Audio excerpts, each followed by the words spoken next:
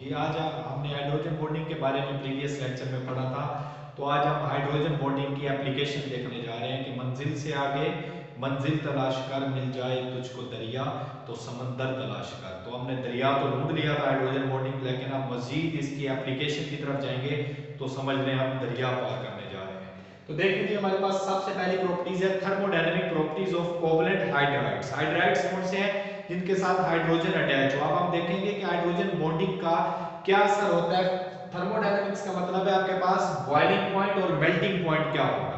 तो आप देखेंगे जिन मॉलिक्यूल में हाइड्रोजन बॉन्डिंग पाई जाती है उनका बॉइलिंग पॉइंट क्या होता है और जिनमें नहीं पाई जाती उनका बॉइलिंग पॉइंट क्या, मेल्टिंग पॉइंट क्या होता है। तो पहला पॉइंट आपको पता है कि हाइड्रोजन बॉन्डिंग जो है वो एग्जिस्ट करती है किसी भी कंपाउंड में। दो शर्तें हैं उसकी, एक पार्शियल पॉजिटिव चार्ज होगा, दूसरा आपके पास हाईली इलेक्ट्रोनेगेटिव एटम होगा जिसके ऊपर नेगेटिव चार्ज होगा।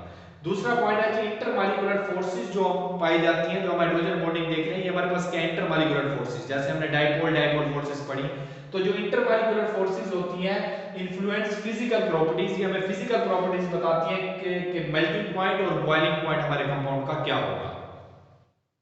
अच्छा जी, अब हमने इसको कंपेयर करना है, हमने देखना है कि हमारे पास compare the physical properties of hydride of group 4 5 6 7 4 5 6 7 group जो से हमारे पास हैं, हमने उसको देखना है कि इनके अंदर हाइड्रोजन बॉन्डिंग कैसे इन्वॉल्व होती है और कैसे मेल्टिंग पॉइंट और बॉइलिंग पॉइंट जो है इसके ऊपर असर अंदाज होता है। तो अगर आपने इसके हाइड्राइड्स बनाने हो तो कार्बन को आपको पता है कि कार्बन 4 ग्रुप से ताल्लुक रखता है, तो इसके साथ कितने हाइड्रोजन साथ अटैच हो जाएंगे? मजीद 4। इस तरीके यहाँ पे भी 4। ये आपके पास मान जाएंगे जी कोवलेंट हाइड्राइड्स। नाइट्रोजन के पास आउटर वाले शेल में 5 है, तो आपको पता है कि 5 से ताल्लुक रखता है, तो इसके साथ कितने हाइड्रोजन लगेंगे? मजीद 3। इसी तरीके 3 इधर, 3 इधर लगेंगे, 3 इधर। इसी तरीके अगर ऑक्सीजन की तरफ आए तो ऑक्सीजन 6 होते हैं इसके आउटर वाले शेल पे, तो इसका कितने बॉन्ड बनेगा? 2 बनेगा, तो 2 हाइड्रोजन इसके साथ लग जाएंगे, जैसे आप कहते हैं H2O, H2S, H2SE, HTE।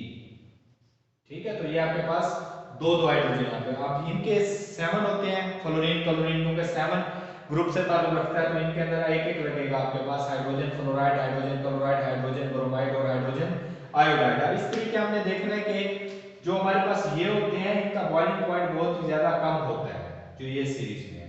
क्यों? क्योंकि एक तो इनके अंदर पोलराइजेबिलिटी नहीं होती, ये पोलर नहीं होते, तो जिसकी वजह से इनके दरमियान में हाइड्रोजन बॉन्डिंग नहीं बनती, और हाइड्रोजन बॉन्डिंग जब ना हो तो इसका मतलब आपके पास बॉइलिंग पॉइंट कम होगा। बुक में आपके पास टेबल मौजूद है, उसके अंदर आप देखेंगे तो इनका सबसे कम बॉइलिंग पॉइंट है। इसके तरफ हम अगली तरफ आते हैं, तो 5 ग्रुप में अगर हम देखें तो जो पहला मेंबर है NH3, इसका अपनी पूरी सीरीज में से सबसे ज्यादा बॉइलिंग पॉइंट है।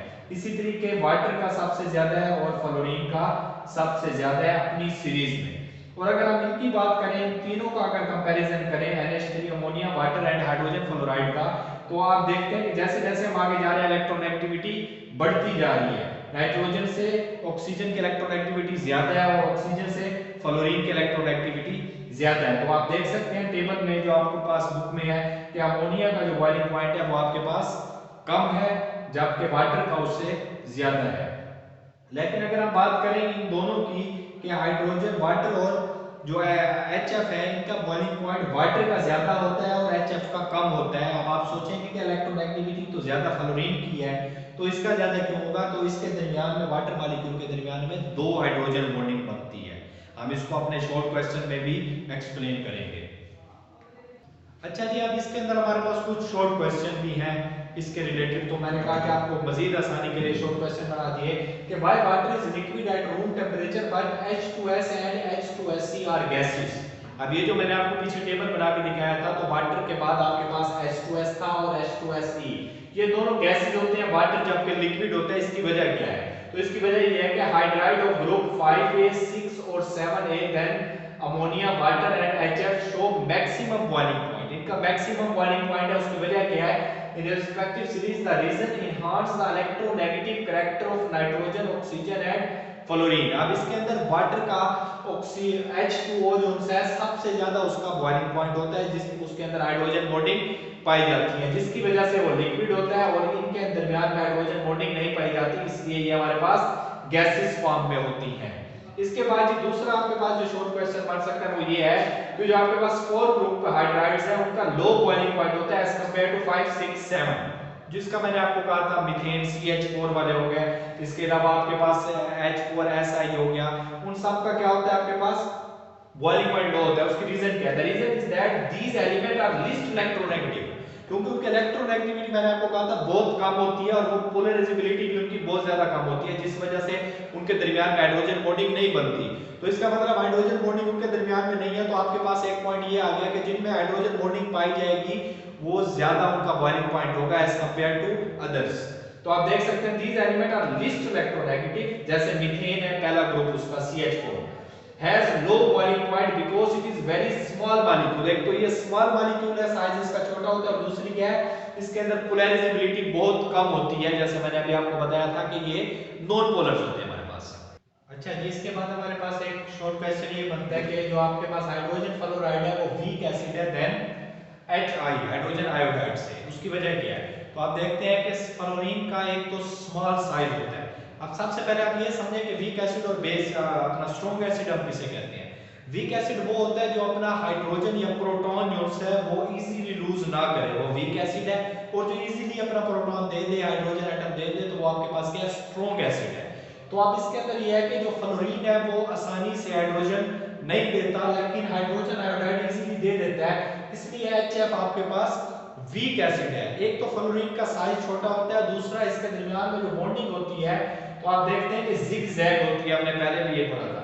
तो जिगजैग में आप क्या होता है, आप देखते हैं कि एक फ्लोरीन को, एक हाइड्रोजन एटम को दो फ्लोरीन ने मोर इलेक्ट्रोनेगेटिव एटम ने पकड़ा हुआ है और ये इजीली हाइड्रोजन नहीं देते, जिसकी वजह से क्या होता है कि ये इजीली जब डोनेट नहीं करते अपना प्रोटॉन तो ये वीक एसिड होते हैं। लेकिन अगर हम बात करें हाइड्रोजन आयोडाइड की तो ये इजीली आयोडाइज हो जाता है एक नेगेटिव और ये अपना हाइड्रोजन लूज कर देता है, जिसकी वजह से ये स्ट्रॉन्ग एसिड होता है हाइड्रोजन आयोडाइड HF से, क्योंकि hydrogen iodide easily proton donate कर देता है लेकिन HF नहीं देता। उसकी वजह क्या है कि दो फ्लोरीन एटम ने हाइड्रोजन को पकड़ा हुआ होता है और फ्लोरीन मोर इलेक्ट्रोनेगेटिव एटम है, ये इजीली लूज नहीं करता, तो ये हमारे पास इसकी रीजन होगी। इसके बाद जी हमारे पास है solubility of hydrogen bonded molecule.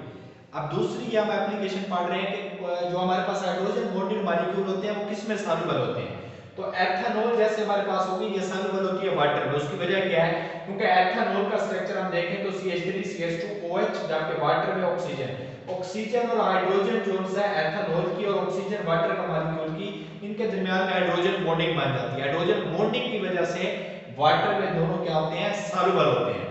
दूसरा पॉइंट है जी स्मॉल साइज हमारे पास होता है, जो कार्बोक्सिलिक एसिड है जिनका स्मॉल साइज है वो भी हमारे पास वाटर में सॉल्युबल होते हैं, जिनके अल्काइल ग्रुप जो से है, अगर हम इस अल्काइल ग्रुप की बात करें तो ये अगर 4 कार्बन नंबर तक हो तो ये हमारे पास डिसॉल्व हो जाते हैं और ये हमारे पास कार्बोक्सिलिक एसिड का फार्मूला है। इस साइड पे अल्काइल ग्रुप होता है CH3 C डबल बॉन्ड और OH, अगर वाटर के साथ इसका हम एडिशन करवाएं तो वाटर इसका हाइड्रोजन कार्बोक्सिलिक एसिड का और वाटर का ऑक्सीजन के दरमियान में हाइड्रोजन बॉन्डिंग होती है और इस हाइड्रोजन की बॉन्डिंग की वजह से ये दोनों आपस में सॉल्युबल होते हैं। इसके बाद अगर हम बात करें हाइड्रोकार्बन्स की तो हाइड्रोकार्बन भी हमारे पास जो है वो क्या होते हैं? नॉन पोलर होते हैं और नॉन पोलर होने की वजह से वो वाटर में सॉल्युबल नहीं होते, यही रीजन है। ये तीन हमने सॉल्युबिलिटीज को डिस्कस कर लिया। एथेनॉल वाटर में सॉल्युबल है, जबकि हमारे पास स्मॉल साइज कार्बोक्सिलिक एसिड भी जो है वो भी सॉल्युबल है, लेकिन हाइड्रोकार्बन सॉल्युबल नहीं है क्योंकि वो नॉन पोलर होते हैं। ये हमारा आज का लेक्चर